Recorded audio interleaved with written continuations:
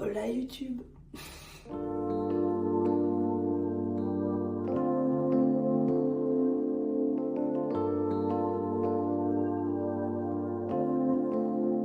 Cette semaine j'ai été une très mauvaise reporter, ça a été une semaine très décousue, je suis tombée malade. Donc là on est samedi 14 décembre, samedi matin, je me prépare avec vous, je vous fais une face cam, comme ça je vous raconte ma semaine en même temps, vous montrant quelques images, donc ce sera pas des vidéos, ce sera surtout des photos, pour vous parler de ma semaine un peu beaucoup décousue. Et après peut-être qu'en fin de vidéo vous aurez une petite surprise. Alors une semaine décousue, c'est le problème avec l'entrepreneuriat, c'est-à-dire que je suis tombée malade à partir de jeudi matin. Et début de semaine, je me suis occupée surtout du perso avec des courses de Noël, etc. Lundi, c'était trop cool parce que, en gros, j'avais plus la suite Adobe, donc Photoshop, Illustrator, etc. Et je l'ai récupérée, ce qui fait que c'est con pour certaines personnes, mais moi je suis trop contente.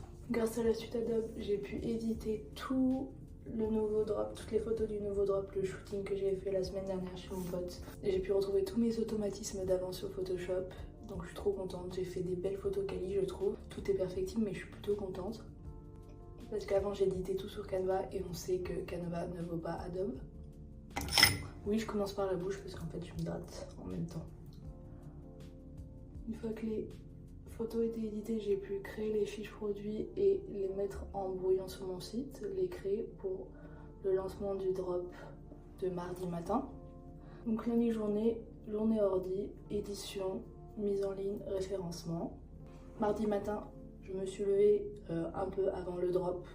Il s'est posté tout seul. J'ai juste repartagé le post en story et c'est parti. Mardi matin, je me suis levée, j'étais en forme, donc je me suis dit allez c'est parti, je me suis lancée dans le référencement. Et j'ai vu la chose à ne pas faire. Mardi, ça a été une journée, j'ai fait 9h, 2h du matin. Voilà, j'ai fait une petite pause de 17h à 20h, c'est tout. Et sinon, de 9h à 17h, j'ai fini tout le référencement du site. Ça y est, enfin mon site est enfin bien référencé. Et de 17h à 2h du matin, j'ai fait la gestion du stock. Enfin, j'ai fini un peu le référencement et gestion du stock. Voilà, donc j'ai enfin fini mes deux tâches de ma to-do list qui datent de longtemps. Donc ça, on peut commencer 2025 tranquille. Mercredi matin, je sentais que ça arrivait là. C'est quand tu sais que ça arrive. Je vais mettre de l'anti-cerne parce qu'en fait, ça se voit vraiment que je suis malade et que je dors mal. Mercredi matin, j'ai filmé du contenu, j'en profite que mon copain soit à l'appart en ce moment pour m'en servir de caméraman. Donc il m'a filmé une petite vidéo. Donc ça a été la vidéo du réel de jeudi. Donc j'adore le résultat. Je vous mets la vidéo.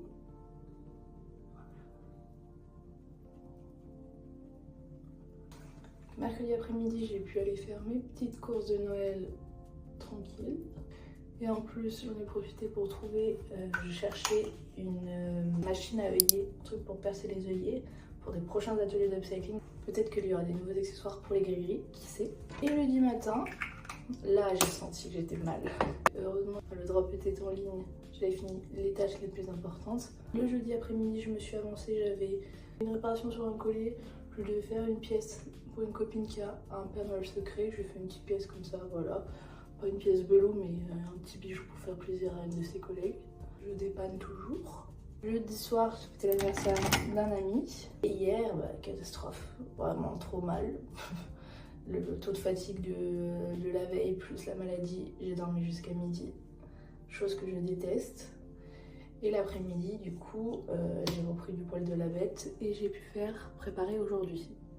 Qu'est-ce qui se passe aujourd'hui cet après-midi? Donc en gros, je fais souvent des événements sur Lyon, mais je n'habite pas à Lyon. J'habite à 40 minutes de Lyon.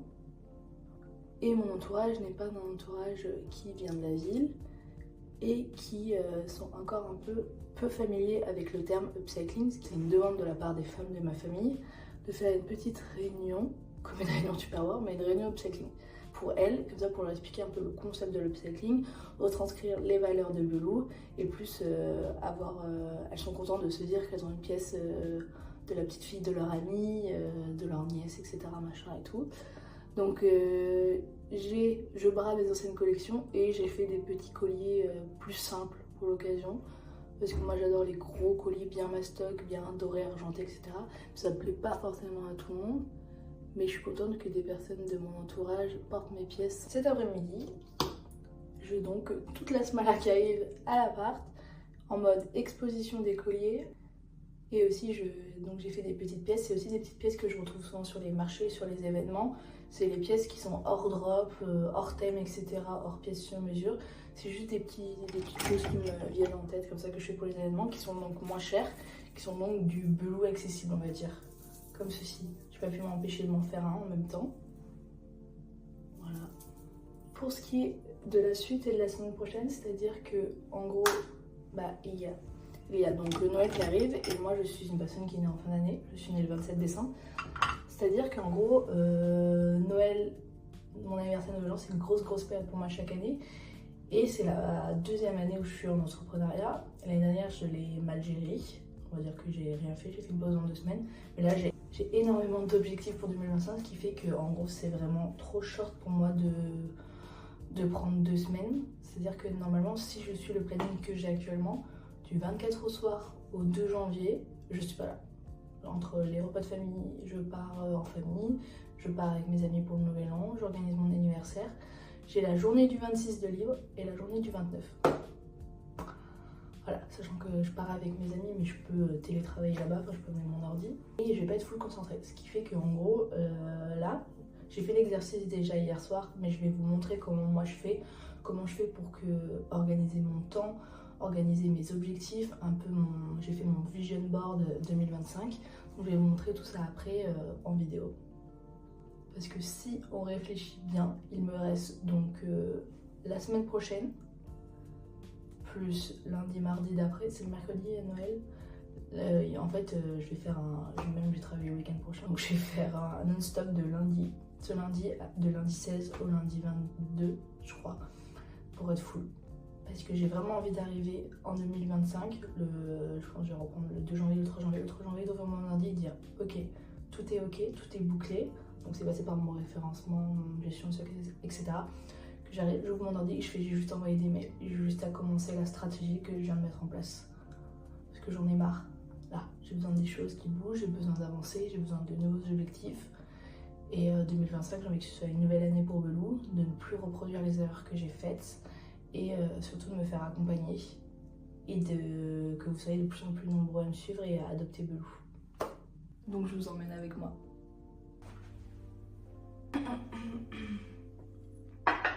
C'est full carreau là. J'essaie de bien m'installer. Deuxième partie de la vidéo en face cam aussi. Comme j'ai mal filmé mon vlog cette semaine, je vous montre mes astuces pour organiser 2025, organiser sa vie. Que vous soyez salarié, entrepreneur, étudiant, que vous ayez n'importe quel métier, cette façon d'opérer peut vous aider dans le perso comme dans le pro. Moi je vise des deux. Mais si vous voulez progresser sur votre perso, que votre perso et votre travail, vous n'en avez rien à faire, ce n'est pas grave. Chacun fait comme il veut, mais si cette méthode peut vous aider à aller mieux, à essayer de trouver des objectifs, car il n'y a rien de plus motivant que d'avoir des objectifs dans la vie. Après, si vous vivez sans vos objectifs, il n'y a pas de souci, il y a des gens qui sont très chill et tout. Moi, je suis une personne de nature très angoissée, qui a besoin de programmer le futur et qui a du mal à vivre dans le présent. Mais pour vivre dans le présent, j'ai besoin que mon futur soit programmé et que j'ai une chose de moins dans la tête, qu'une charge mentale moins épaisse pour pouvoir vivre convenablement. Donc je m'organise ainsi, comme je vais vous montrer, pour aller mieux et pour arriver à mieux voir le futur.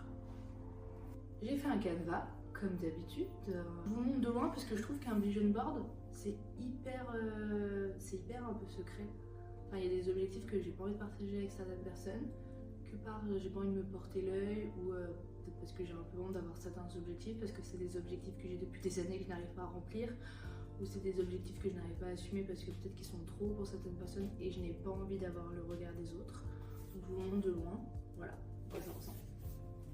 En gros, un vision board, c'est une espèce de pêle-mêle de nos visions.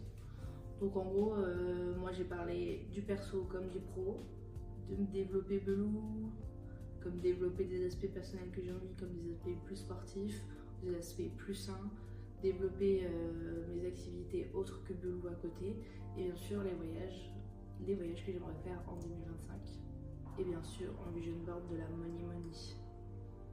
Donc voilà en gros comment j'organise mon vision board. Voilà, mais après chacun est libre de faire comme il veut, il y a des templates gratuits sur Canva, ou alors si vous aimez bien ça, partez d'une feuille blanche. Moi je suis partie d'une feuille blanche. Alors, comment je m'organise? J'ai séparé donc mes ambitions professionnelles et mes ambitions personnelles en deux parties. Donc les ambitions personnelles, je n'ai pas envie de les exposer sur YouTube, mais en gros ça tourne autour de la santé mentale et de la santé physique, ce que j'aimerais améliorer, les points qui sont à faire progresser pour aller mieux pour les années futures. Donc ça, on met de côté. Et là, on va se concentrer sur les ambitions professionnelles et notamment celles qui tournent autour de Belou. Alors j'en ai des ambitions professionnelles, donc il y a l'ambition Belou, il y a l'ambition Osarnodins, donc tout ce qui tourne autour de mon TikTok et mon Instagram personnel. Il y a l'ambition de développer l'UGC et il y a des ambitions freelance autres pour faire des petites missions de community management, de marketing digital. Donc en gros, on est sur 5 missions. Sur mon top 5, elles sont vraiment pas dans l'ordre, parce que dans l'ordre, on va dire que mon top 1, les ambitions que j'ai le plus envie de progresser, c'est Belou. J'ai vraiment envie de encore plus porter Belou pour 2025. L'ambition UGC, développer toutes mes capacités en UGC. Chaque année, je me fais un petit cadeau de Noël. Et là, il n'est pas très fan de mon cadeau de Noël, je me suis fait une formation. Donc Belou, UGC, Osarnodins, c'est peut-être bête pour certaines personnes, mais j'ai vraiment envie de développer mes réseaux personnels parce que j'adore faire des vidéos. Et de plus, avec Belou, je trouve personnellement, sans me jeter des fleurs, que je m'améliore en gestion du temps, optimisation du contenu sur Belou. Donc je me dis pourquoi pas adopter la stratégie que j'ai avec Belou sur Osarnodins, ça.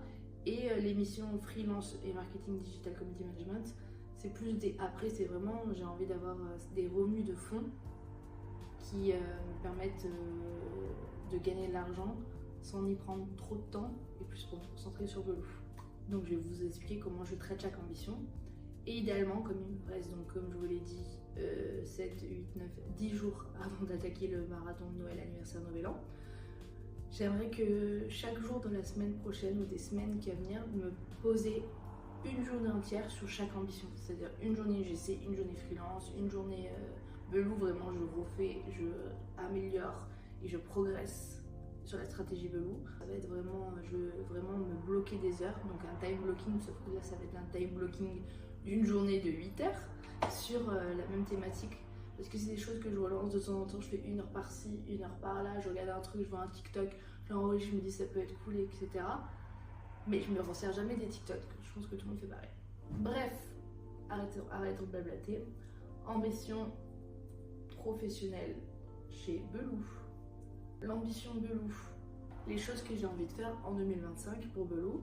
J'ai envie de développer un peu plus le côté professionnel, professionnaliser Belou, c'est-à-dire faire des collaborations un peu plus professionnelles avec des entreprises, que ce soit des ateliers collaboratifs ou alors des tables rondes, etc. J'ai envie de développer mon image entrepreneuriale auprès de Belou. Donc ça va partir sur le fait de développer LinkedIn, développer une couverture dite médiatique, c'est-à-dire que tout ce qui est presse, qu'on me voit un peu plus sur le monde de l'entrepreneuriat sur Lyon. Développer les points de vente Belou. J'ai une autre ambition Belou pour 2025, se faire accompagner. J'aimerais rentrer dans un collectif, dans un réseau d'entrepreneurs ou d'entrepreneuses pour me sentir un peu plus poussée et pallier un peu plus à mes moments de doute que j'ai eu surtout sur la fin 2024. Donc ambition professionnelle. Dans l'ambition professionnelle, il y a l'ambition Belou. Dans l'ambition Belou, j'ai des piliers. Donc je viens de vous exposer mes 4 piliers. Et pour chaque pilier, en gros, je fais une to-do list pour arriver à atteindre au plus mon pilier sur un temps donné. C'est-à-dire que si j'ai envie de lancer LinkedIn pour janvier, ma to-do list de ce pilier, ce sera comment je veux communiquer, mes piliers de contenu, la stratégie que je fais, la stratégie de contenu que vous voyez sur mes réseaux, spécifique pour LinkedIn, avec un calendrier éditorial en lien, plus des heures d'engagement.